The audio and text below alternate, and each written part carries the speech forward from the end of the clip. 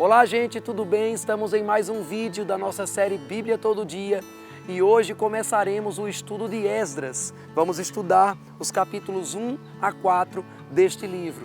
O livro de Esdras pode ser considerado uma sequência do livro de Crônicas e alguns estudiosos chegam a afirmar que provavelmente foram escritos pelo mesmo autor, talvez até o próprio Esdras. As crônicas relatam a história dos reis de Israel, do início até o momento no cativeiro da Babilônia.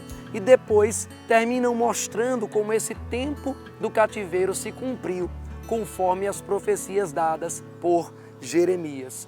O final do livro de Crônicas salta para o fim do cativeiro com o decreto do rei Ciro, da Pérsia. E Esdras continua a história exatamente onde o livro de Crônicas terminou. É importante entender o contexto geral dos próximos livros que estudaremos, porque nessa leitura cronológica da Bíblia, eles resumem um novo período histórico. Esdras e Neemias vão formar um contínuo que nas Bíblias hebraicas antigas estão em um mesmo livro. E eles cobrem uma época onde se levantaram também os profetas Ageu e Zacarias, que vamos estudar daqui a pouco.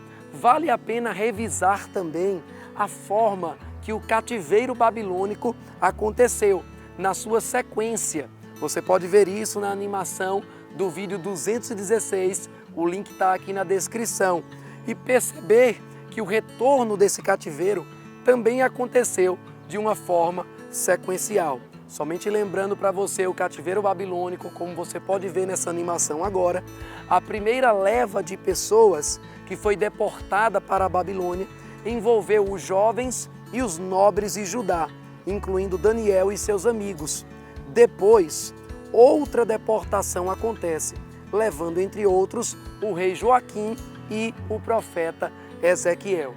A terceira deportação acontece no reinado de Zedequias, como também já estudamos, que se revolta contra a Babilônia.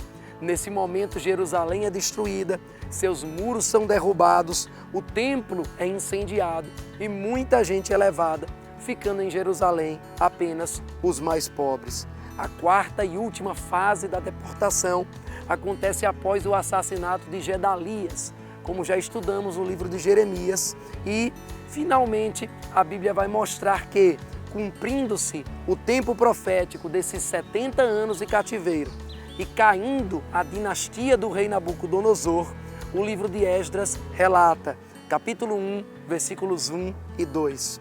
No primeiro ano de Ciro, rei da Pérsia, para que se cumprisse a palavra do Senhor por boca de Jeremias, despertou o Senhor o espírito de Ciro, rei da Pérsia, o qual fez passar pregão por todo o seu reino, como também por escrito, dizendo: assim diz Ciro, rei da Pérsia, o Senhor, Deus dos céus, me deu todos os reinos da terra, e ele me encarregou de lhe edificar uma casa em Jerusalém, que é em Judá. Vamos então, durante essa sequência, estudar a vida de 4 personagens importantes que vão protagonizar cada etapa do retorno do cativeiro e vão realizar cada um propósito específico.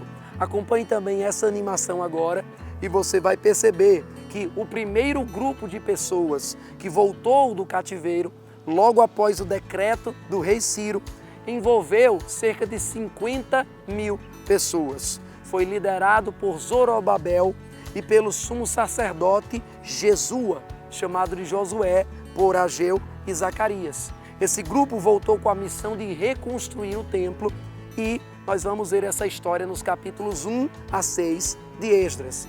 Cerca de 60 anos depois, os capítulos 7 a 10 vão mostrar o próprio Esdras vindo com um segundo grupo para ensinar a lei e para fortalecer os valores e os princípios da comunidade judaica.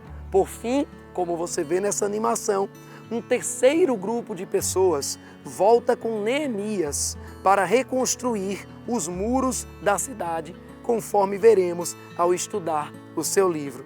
Vamos perceber também que cada grupo vai retornar debaixo de um decreto específico de um rei da Pérsia. Cada um vai encontrar oposição no meio do seu próprio povo para cumprir o seu propósito. Cada um vai contar também com a ajuda de Deus em meio a essa oposição.